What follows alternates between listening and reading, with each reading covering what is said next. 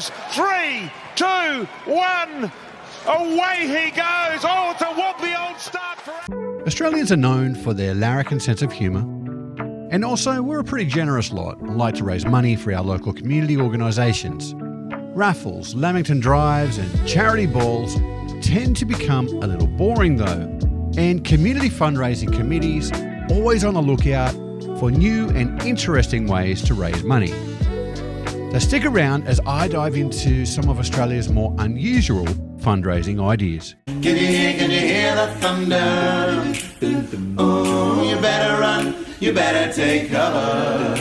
Oh.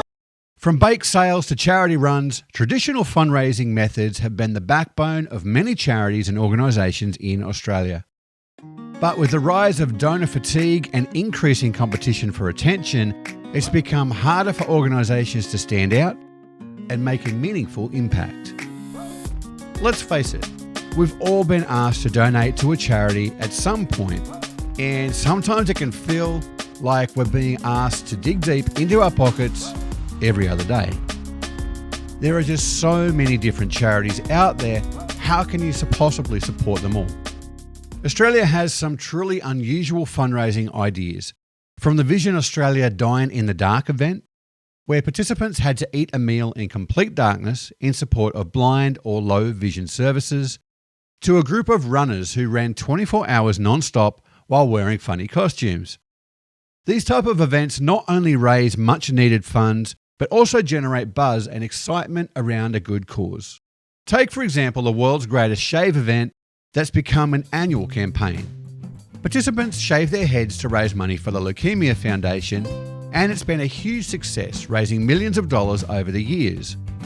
Blood cancer is Australia's hidden cancer crisis. There are 140,000 families facing blood cancer like leukemia, lymphoma, and myeloma right now, and it takes the lives of 16 Australians every day.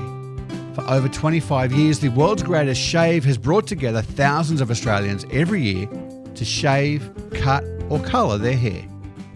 Then there's the CEO Sleepout, where CEOs from across the country sleep on the streets for one night to raise awareness and funds for homelessness.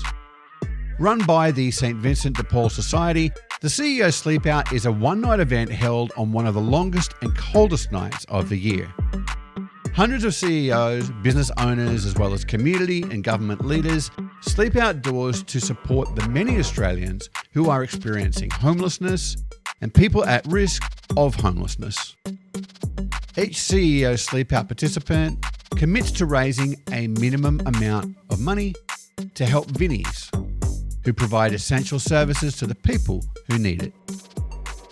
But one fundraising idea that really stood out was the Undie Run, where participants ran through the streets of Melbourne in their underwear to raise money for neurofibromatosis. It ran for 10 years and was last held in 2022. It was quirky, fun, and definitely attention-grabbing, and with over $1 million raised, it was clear that this unusual fundraising idea was a huge success. What made the Undie Run so successful was its ability to tap into our sense of humour and playfulness. It's not your typical charity run, and that's what made it so appealing.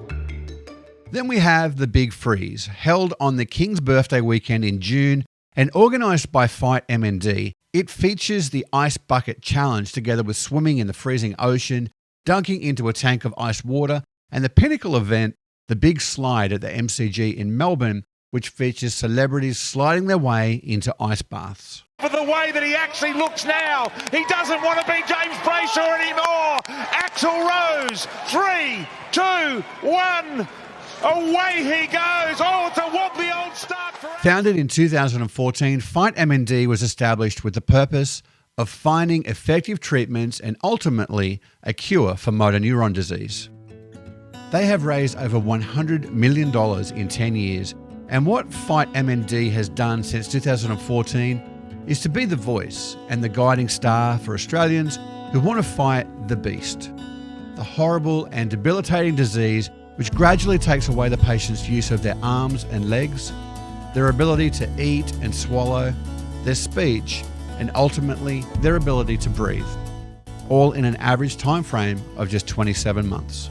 This one is a very special cause close to my own family and one that I am very happy to support every year.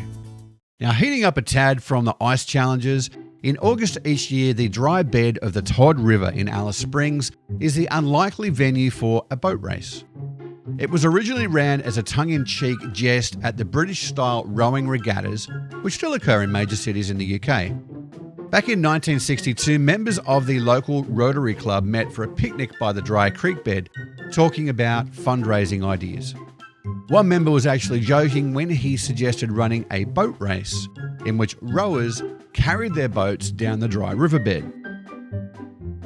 The idea managed to catch the imagination of the locals, and the Henley-on-Todd Regatta has become an annual event in the middle of the outback. A fancy dress is strongly encouraged, which adds to the overall fun atmosphere of the regatta. Staying in the Northern Territory, in July each year, the Darwin Lions Club holds a fundraising regatta with a twist. Unlike their mates down in Alice Springs, the boats do actually take to the water on the Mindle Beach. The catch is that the boats have to be made out of recycled beer cans. Now, contestants spend several months preparing their vessels in the hope that their boats will actually float. Unfortunately, many don't. They must also consume a lot of beer in the name of charity along the way. Participants race around a set course trying to sabotage the opposition along the route. From water cannons to flower bombs, almost anything goes to try and capsize the other boats. The Darwin Beer Can Regatta is certainly one of the wackiest fundraisers that you'll see in Australia, and they've supported charities such as the Cancer Council of the Northern Territory, Careflight, and the St John Ambulance Service. One that is fairly unique to Australia and New Zealand is the humble sausage sizzle.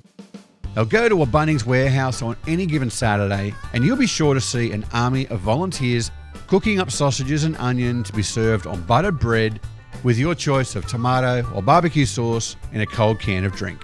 Raising money for schools, local sporting groups, volunteer bushfire brigades, or community groups like the Girl Guides and Scouts, grabbing a snag at Bunnings has become a part of the Australian way of life, whether you actually need anything from Bunnings or not on that particular day. Man has always dreamed of flying, and in March of each year, birdmen from around the country converge on Melbourne for the annual Birdman Rally, which is held as a part of the Moomba Festival.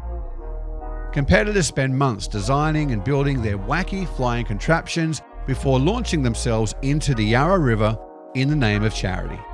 It's one of several Birdman rallies that are also held in the UK and Japan. Homemade gliders, more serious aircraft, and some simply hilarious Birdman costumes line up to compete for both distance and entertainment value. The aim is to make it to the other side of the Yarra River, although competitors inevitably end up plunging into the water. Winners' scores are based not only upon how far they can fly, but also on how much money they've raised for their chosen charity prior to the event. And if you're heading to the 2025 competition, look out for former Wiggles member Emma Watkins, who is rumoured to be competing in a green inflatable aircraft. So what can we learn from these unusual fundraising ideas? Firstly, they show us that fundraising doesn't have to be boring or traditional. By thinking outside the box and coming up with unique and quirky ideas, organisations can stand out in a crowded market and capture our imagination. By embracing our creativity and sense of humour, we can create campaigns that not only raise much needed funds, but also bring people together and create a strong sense of community. Have you ever participated in an unusual fundraising event or come up with a quirky idea of your own? Let me know in the comments below, and I'll catch you next time on From Down Under to Down South.